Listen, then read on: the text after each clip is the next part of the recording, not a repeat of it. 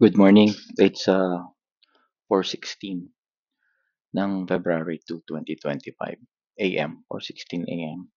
Um, explain ko lang 'to kung paano ko nakikita at meaning na ganito mangyayari pero ito yung na sa kabababad medyo nagkakaroon na ng pattern yung utak mo. Anyway, ah, ito yung sa 45 minutes kaya ako pinapili itong 45 minutes. Papakita ko sa inyo kung bakit. I'll start with this one which is yung highest resistance natin, right? Last resistance natin. Pag may kita mo to sa black cat, ito yung pattern. Divergence to eh. Ito. Divergence yan eh. Ayan yung pattern. So, kung i-explain ko to ng ginagamitan ng head, ito yung head natin. Right? Ito yung head. Which is, ito yung head natin. Head. And then, ito yung body. So, ang body mag-start dito. Yan ang body. So, ibig sabihin, itong kada taas na yan, itong kada taas na yan, hindi niya binrake. Hindi niya yan binrake. Yan o. Ito. Ito. Hindi niya yan binrake. Yung mga taas na yan.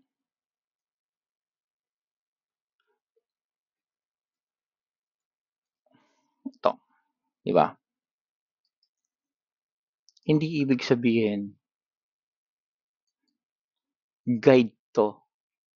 Hindi ibig sabihin ganito ang mangyayari. Pero ito ang magiging guide nyo kung ano ang nangyayari. Yan. Magbabago lang yan. Pag na-break niya to, then umabot siya dito, nanilagpasan niya din yon. So, ang titingnan mo lang lagi dito, itong huli. Ilagpasan niya din yon. Pag nauna tong na-break, itong last, pag nauna yan na-break, neto, and then ito hindi pa lumalagpas dito o doon, malamang mag-reversal yan. Ha? Hanapan natin ng example. Andali. Hold ko lang to para hindi sayang yung oras. Ito, konti lang. So, ito yung head.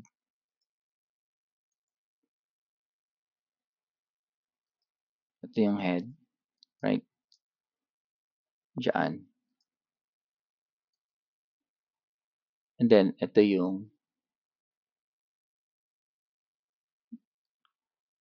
area na hindi natin i-break.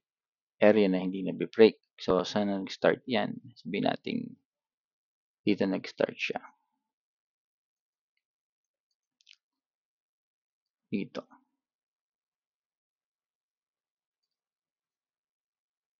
Yan.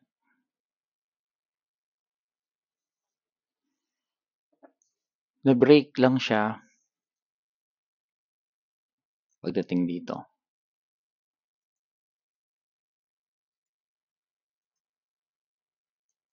Yan. Resistance.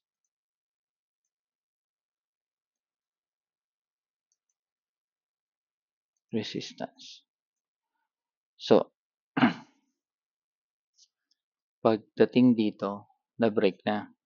Na-break din doon. Pero hindi yan nangyayari ng ganyan. Lagi. Katulad nito. Right?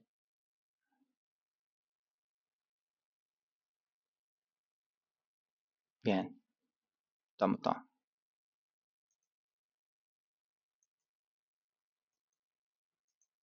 Ibig sabihin nito, bababa pa din siya. Nalagpasan niya ito.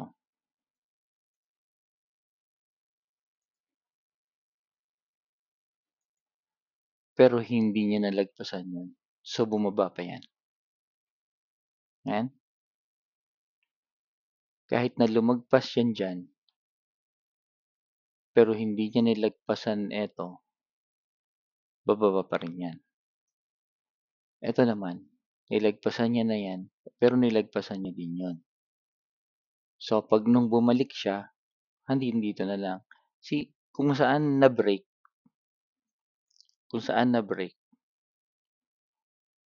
dun ka magpipibs.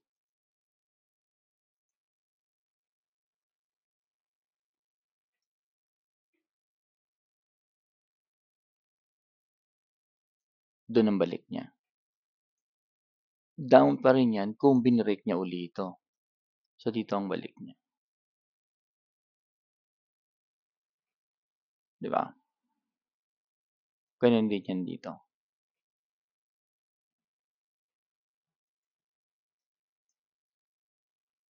So, naghahanap tayo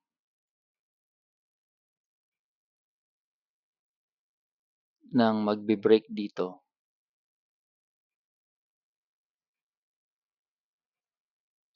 Dito.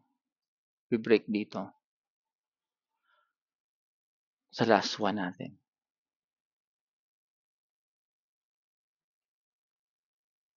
Naaabot doon. Be-break niya naaabot doon. Mag-reversal yan. Hanggang hindi yun nangyayari. Hanggang hindi na be-break yan. To. Itong resistance na to.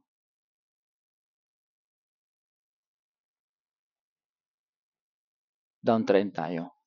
So, kung gusto mong sa 45 yan ha, pag nakita mo yan sa 15 minutes, ganito na itsura niyan. Siyempre, lumaki na sila. Pero, included pa rin yan dito sa head mo. Yan pa rin ang body mo. So, wala pa tayong tail. Ang tail, kailangan isa pang lumabas na ganun. Hanap tayo. Example ha. Ito, try natin to. So, ito yung head.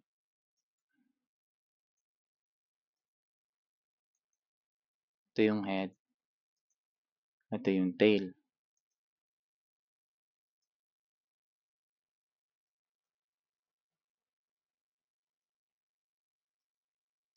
Yan yung tail. Ito. Ito yung head. Right?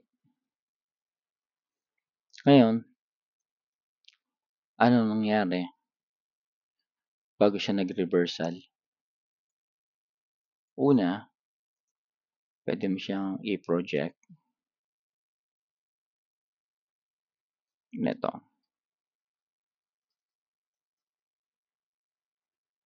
So, kung saan na-break, nag-pull back yan dyan.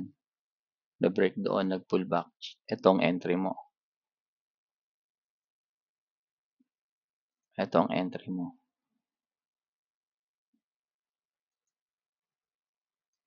Yan ang entry mo. Yan. Pwede yan. Ngayon, ano pang pwede nating makita dito sa tail para sa reversal? Ibig sabihin nito, ito, pwede rin to. Diba? Na-break din yan dito. Pull back. And then, ito, entry mo. Pwede rin yan.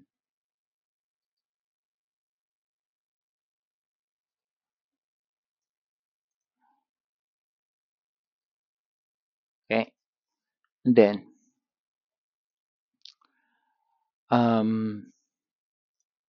ito yung pinahuling pullback mo.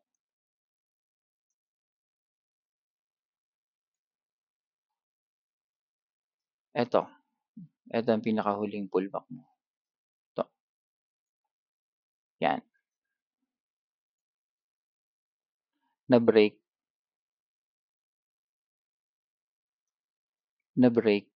Right? And then, fibs ka dito.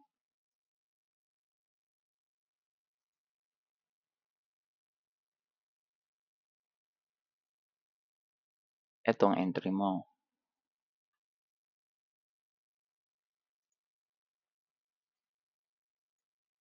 Pangatlo na 'yan, bullish. And then 'yan, corresponds dito sa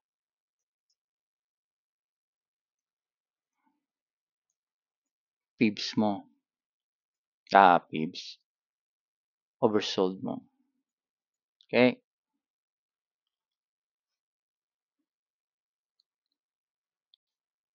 Possible bullish. 'Yan. Ano ba ang nakikita natin? Kung gagawin natin 'tong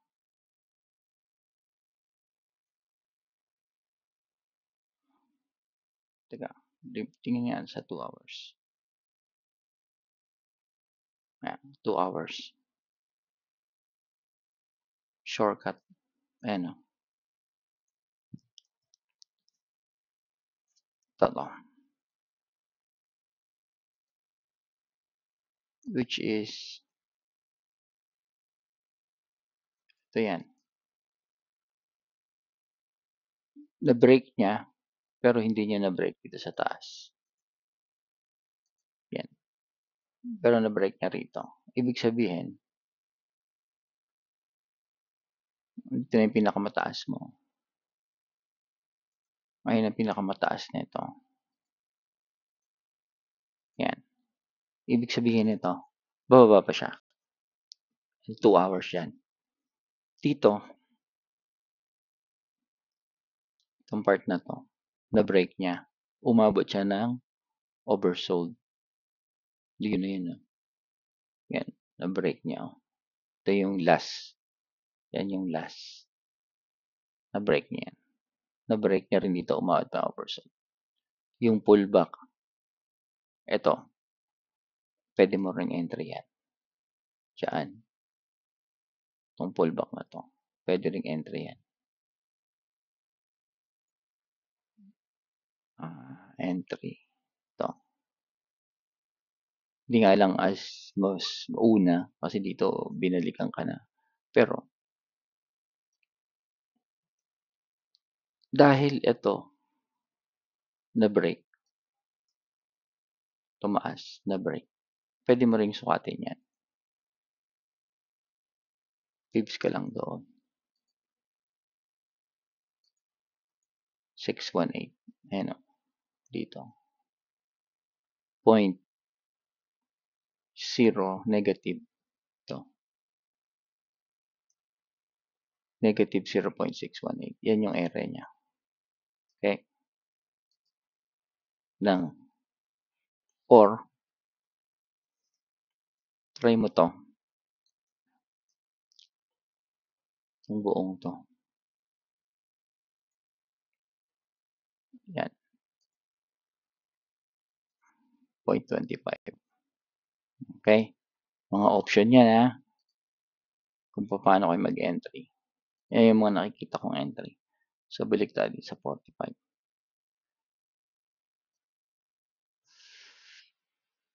Concentrate tayo dito. So,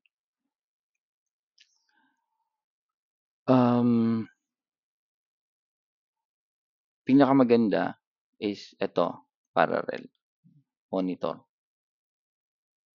Para alam nyo agad na magre-reverse siya. Pwede rin ito. Nasa inyo na yan. Choice nyo na yan kung anong gusto nyo. I-distinguish yung reversal. So, dito,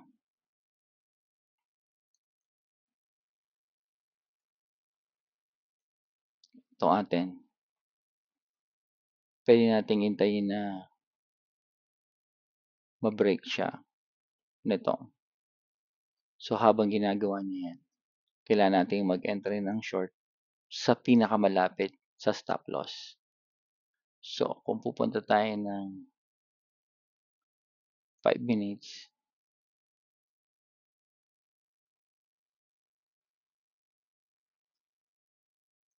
ito yung pinakamataas niya.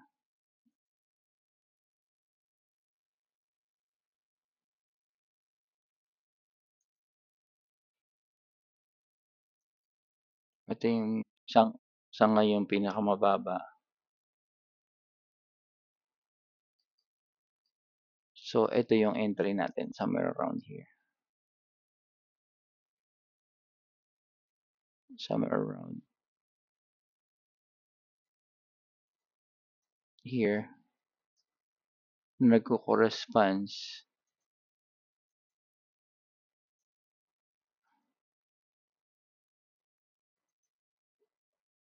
dito.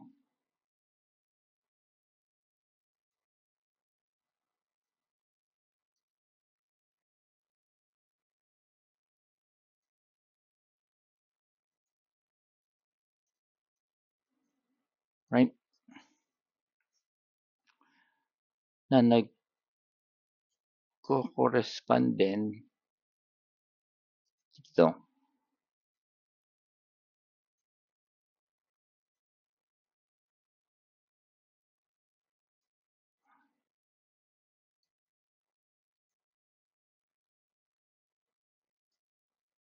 And then, pwede na natin iwan yun kung maganda yung stop loss nyo.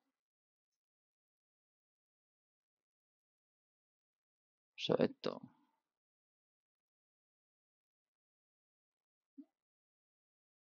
Yan. Somewhere around here.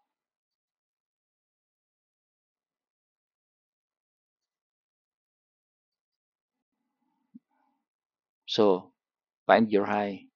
Short it. And then, iwan na natin yan. Kasi ang TP nito, possible sa, ano nilagay ko? 2.3325. Hindi pa tayo pwedeng mag-entry dito. Kasi babalik yung sa taas. Hindi mo maiiwan. So, wait till it reach overbought. And then, saka tayo mag-entry. Para hindi tayo entry ng entry. Be patient. Tagal pa yan. 2.8. 2.8 yung tina-target mo eh. Abot yan bago magre-reversal yan siguro bago umabot dito. Ito, to. So, pwede kang mag-entry above or right, somewhere around right here. Itong area na to. Pinakamababa. Yan. Pwede kang maglagay ng entry dyan. Okay? And then stop loss. Most probably dito. SL.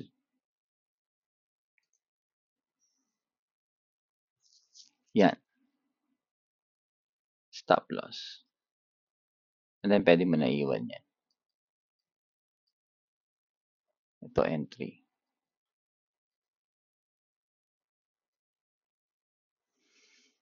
Okay. Sana may tutunan kayo dito. Sana makatulong. Yun lang muna.